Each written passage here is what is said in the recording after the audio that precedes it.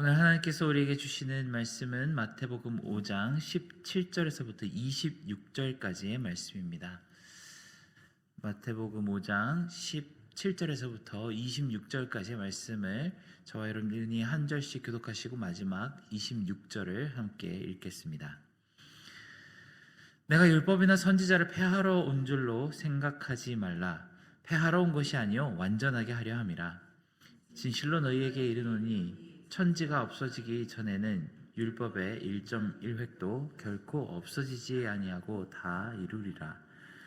그러므로 누구든지 이 계명 중에 지극히 작은 것 하나라도 버리고 또 그같이 사람을 가르치는 자는 천국에서 지극히 작다 일컬음을 받을 것이요 누구든지 이를 행하며 가르치는 자는 천국에서 크다 일컬음을 받으리라.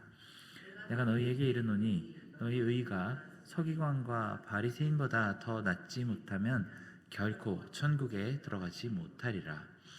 옛사람에게 말한 바 살인하지 말라. 누구든지 살인하면 심판을 받게 되리라 하였다는 것을 너희가 들었으나 나는 너희에게 이르노니 형제에게 노하는 자마다 심판을 받게 되고 형제를 대하여 락하라 하는 자는 공회에 잡혀가게 되고 미련한 놈이라 하는 자는 지옥불에 들어가게 되리라. 그러므로 예물을 제단에 드리려다가 거기서 내 형제에게 원망 들을 만한 일이 있는 것이 생각나거늘 예물을 제단의 앞에 두고 먼저 가서 형제와 화목하고 그 후에 와서 예물을 드리라. 너를 고발하는 자와 함께 길에 있을 때에 급히 사화하라. 그 고발하는 자가 너를 재판관에게 내어주고 재판관이 옥리에게 내어주어 옥에 가둘까 염려하라. 진실로 내게 이르노니 내가 한 푼이라도 남김없이 다 갚기 전에는 결코 거기서 나오지 못하리라. 아멘. 우린 성경을 읽다 보면 명확하게 이해하기 힘든 개념들이 가끔 등장합니다. 선악과라든지 생명나무 같은 개념은 성경을 처음 읽기 시작하는 사람들에게 초반부터 넘기 힘든 벽처럼 등장하죠. 죄와 사망, 언약과 진노, 심판, 영생같이 평소에 살면서 한 번도 사용하지 않는 용어들이나 개념들이 성경에서는 굉장히 자주 등장하곤 합니다. 익숙하지 않은 사람들은 이 성경을 보면서 굉장히 혼란스러운 마음이 들 수밖에 없는 장면이 자주 등장하는 것이 바로 성경입니다. 아마 그 중에 굉장히 많은 지면을 차지하며 우리 마음에 혼란을 주는 것이 바로 율법이라는 개념일 것입니다. 특히 신약 성경을 읽으면 율법은 아주 부정적인 것으로 등장하는 경우가 많습니다. 많은 구약의 율법은 더 이상 따르지 않아도 되는 것으로 폐하여진 것처럼 치부되는 말씀이 상당히 많죠. 그리고 율법의 요구를 주장하는 사람을 이단이라고 부르거나 그들이 전하는 가르침을 주의하라, 멀리하라라고 하는 말씀도 자주 등장합니다. 그러니 신약 시대를 사는 우리에게 율법을 바라보는 눈은 굉장히 긍정적이기가 힘들 것입니다. 아마 요즘에도 누군가가 우리는 다시 구약의 율법으로 되돌아가야 된다라고 주장하는 사람이 있다면 그는 곧바로 비판적인 시선을 받을 수밖에 없을 것입니다. 그리고 사실 많은 요즘의 젊은 세대들과 다음 세대가 하나님은 좋지만 교회는 싫다고 말하는 여러 이유 중 하나가 여전히 교회 가운데 남아있는 율법주의라는 조사 결과가 있습니다. 그런데 문제가 있다면 율법은 어느 고집세고 교만한 한두 사람이 만든 것이 아니라 하나님께서 백성들에게 온전히 선한 의도로 주신 것이라는 사실입니다.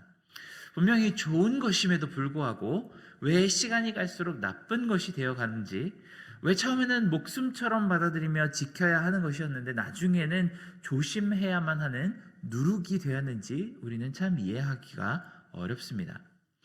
아마 성경 공부를 많이 해보신 분들은 그 이유를 어느 정도 마음에 정리하셨을 텐데요.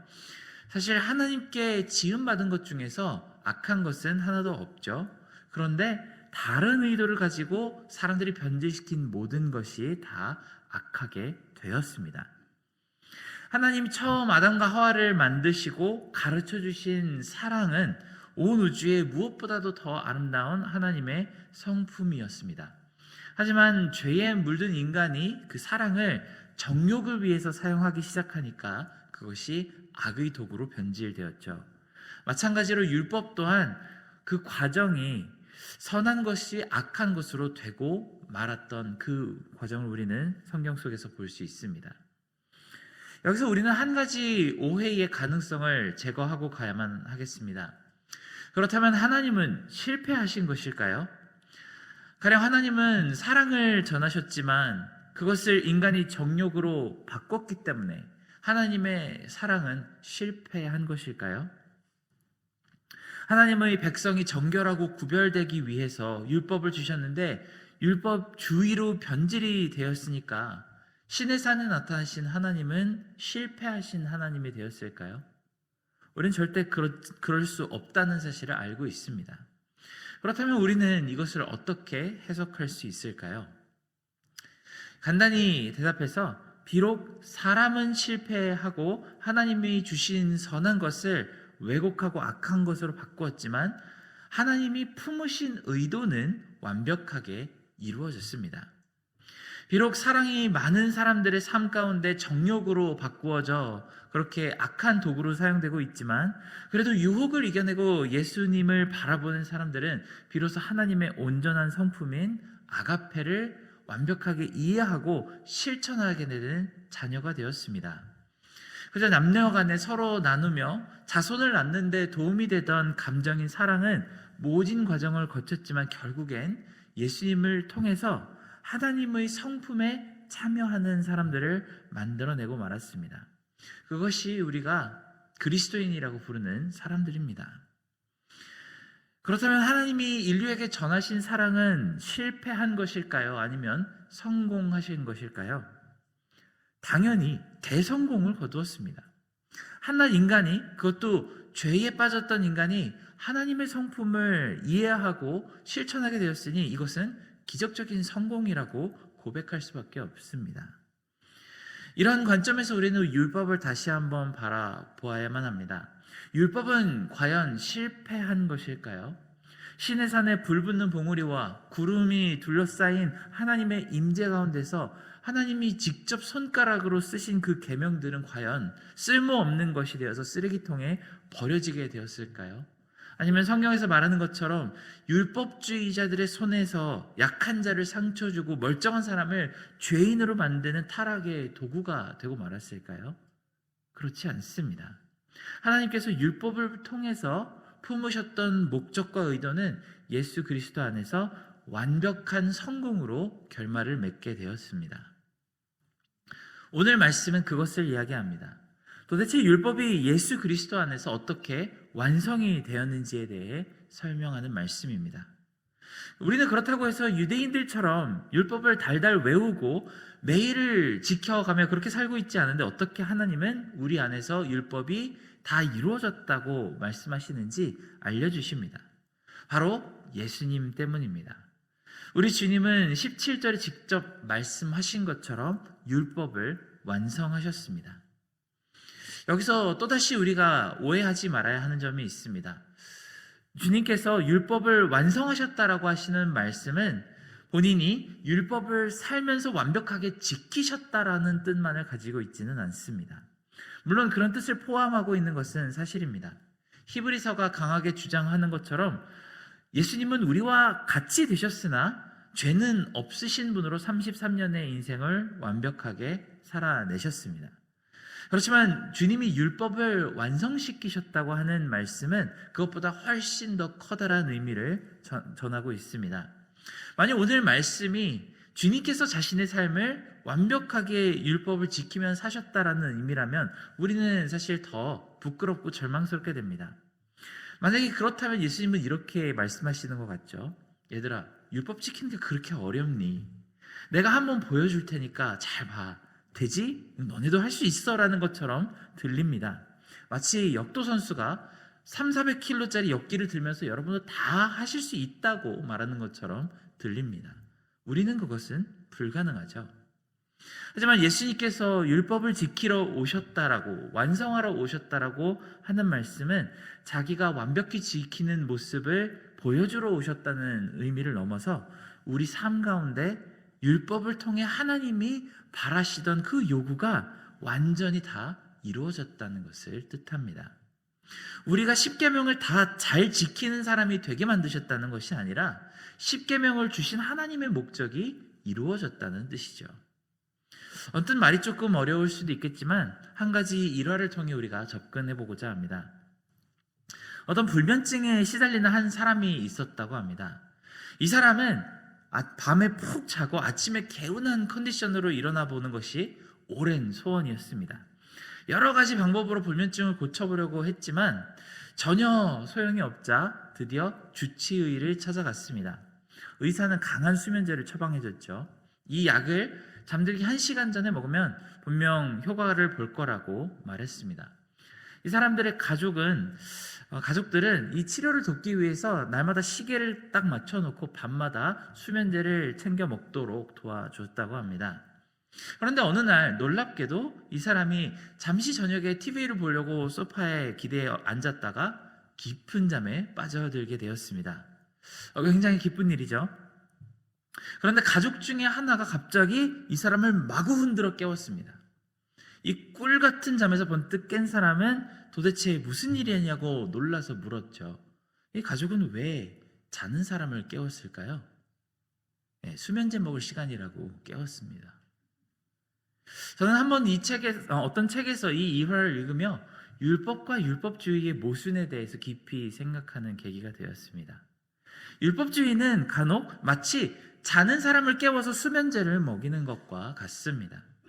분명 좋은 의도를 가지고 시작을 했지만 원래 의도와 목적은 전부 잊어버린 채로 불편하고 구속적인 행동만이 남습니다. 반대로 예수님이 율법을 완성시켰다고 하는 말씀은 그 사람이 깊은 잠을 잘 수 있게 되었다는 것과 같습니다. 이것이 수면제의 효과이든 아니면 다른 원인이 있던 상관이 없습니다. 결국 가장 중요한 것은 목적이 이루어졌다는 것이 핵심입니다. 그렇다면 우리는 원래 율법이 가지고 있었던 하나님의 목적이 무엇인지 되짚어봐야만 합니다. 많은 사람들은 율법을 그저 자기 거룩함을 내세우는 데 사용합니다. 내가 얼마나 신실한 사람인지, 그래서 존경과 존중을 받을 가치가 있는 사람인지를 증명하는 데 사용하곤 합니다. 그러다 보니 율법은 점점 그 목적을 잃고 퇴색해 갑니다. 사람들이 더더욱 거룩한 존재가 되어가는 대신에 점점 더 구제받지 못할 죄인이 되어갑니다. 하지만 이것은 율법의 실패가 아니라 인간의 실패입니다. 신학사전에서 율법을 찾아보면 이렇게 정의합니다. 율법이란 하나님이 인간에게 주신 삶의 규범으로 무엇이 옳고 그른지를 가르치고 죄를 깨닫게 하여 궁극적으로 하나님과의 관계의 회복 및 사랑의 실천을 목표로 하는 하나님의 뜻이다. 궁극적으로 하나님과의 관계의 회복 및 사랑의 실천을 목표로 하는 하나님의 뜻이 바로 율법이라고 합니다. 그러니까 예수님께서 율법을 완성하셨다고 하는 뜻은 우리가 제사법과 안식일의 법 그리고 백성들을 재판하는 그 수많은 행동 양식을 완벽하게 따르는 사람이 되게 하셨다는 뜻이 아닙니다. 반대로 이런 행동 양식을 하나도 따르지 않더라도 우리가 옳고 그른 것을 알고 죄를 깨달아 마침내 하나님과 화평을 이루고 드디어 우리의 이웃을 내 몸과 같이 사랑할 수 있는 사람이 되게 하셨다는 의미입니다. 이것은 초대교인들을 살펴보면 잘 알 수 있습니다. 이들은 더 이상 양과 소를 잡아서 하나님께 제단에 올려드리지 않았습니다. 할례도 받지 않았고 핏부림의 정결 예식도 하지 않았습니다. 유대 절기의 규례를 집행하지도 않았습니다. 하지만 역사상 그 어느 때보다도 더 뜨겁게 하나님을 사랑하고 순수한 마음으로 주님을 찬양하는 백성들이 되었습니다. 그리고 날마다 모여서 떡을 떼고 자기 소유를 다 팔아서 서로를 섬기는 사람들이 되었다고 합니다. 이들에게 더 이상 안식일을 이야기할 필요가 없습니다.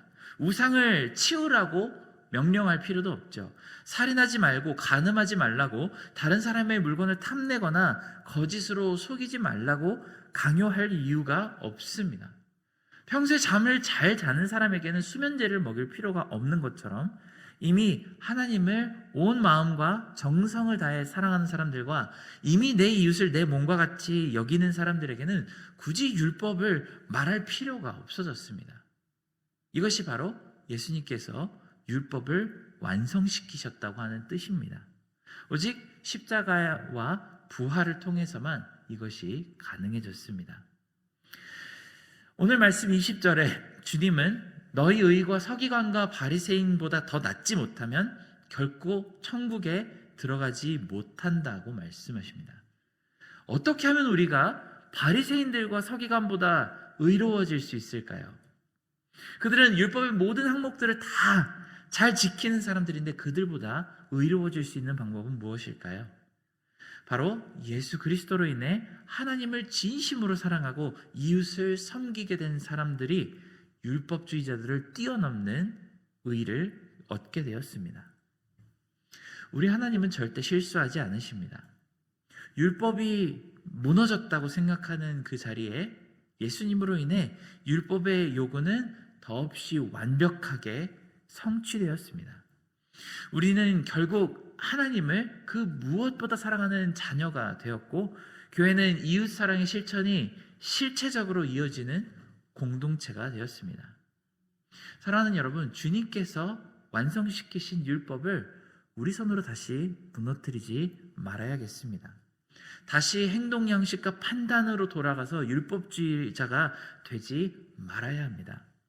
이미 주님 앞에서 다 거룩하게 된 것을 속되게 다시 만들지 말고 마음껏 주님의 은혜를 누리며 제한 없이 사랑을 베푸는 우리 모두가 되기를 진심으로 기원합니다.